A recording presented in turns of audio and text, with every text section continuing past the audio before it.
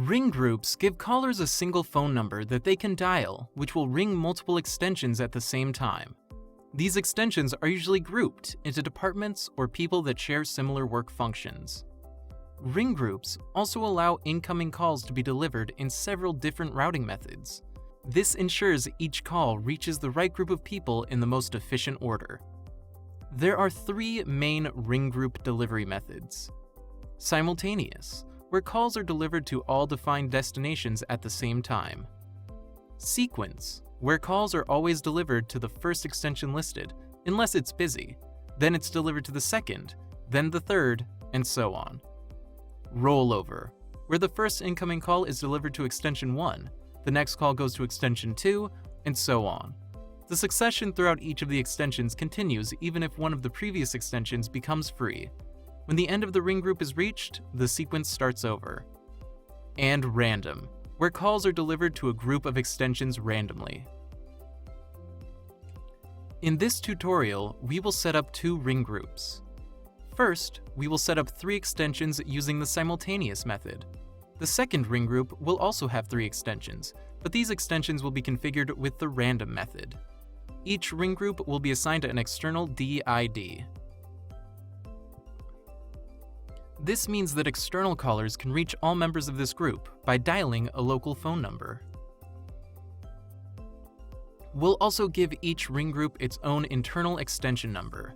This way, internal PBX users can dial in or transfer calls into this group. To begin, we'll log into our user dashboard and select Account, then Extensions.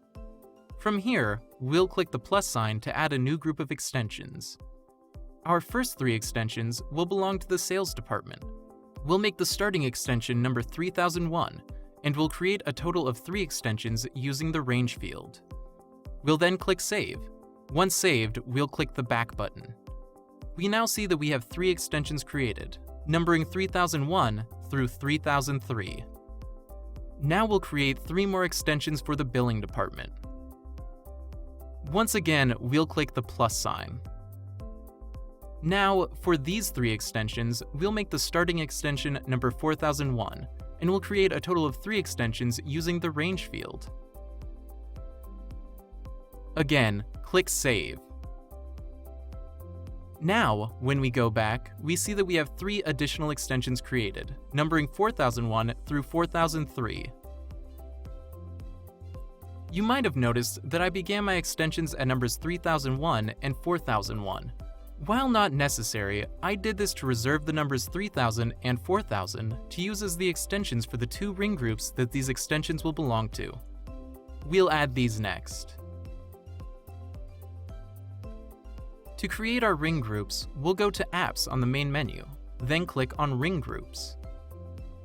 From here, we'll click the plus sign to add a new group. This group will belong to the sales department, so we'll call this group Sales. Now, we'll give this ring group the extension number 3000 and set our ring method to simultaneous. Next, we'll assign the 3 extensions we created for the sales department to this group. Extension 3001, 3002, and 3003. Now, we'll scroll down and make sure the enabled field is set to true. If you like, you can add a description for this group. When finished, we'll click Save. When we go back, we see that our new sales group has been created and we'll have a simultaneous ring method. Next, we'll create our second ring group for the billing department. We'll click the plus sign to add our new group. We'll call this group Billing. Again, we'll give this ring group the extension number 4000 and set our ring method to random. Next, we'll assign the 3 extensions we created for the billing department to this group. Extension 4001, 4002, and 4003. Scroll down again and make sure the enabled field is set to true. Add a description and click Save. And when we go back, we see that our new billing group has been created and we'll have a random ring method. Finally, we'll assign our external phone numbers, or DIDs, to these ring groups for our external callers. For this example, we'll assume that you've already purchased your DIDs. They will be located under Dial Plan, Destinations. You'll see that I have 5 DIDs assigned to this account already. We'll just be using 2 of these. We'll click on the Edit button. Here, we'll see that the type field should be set to inbound, and the destination field should have your DID number already populated. To route this DID to your ring group, we'll just select that ring group in the Action field. I'll make this one ring the Sales ring group.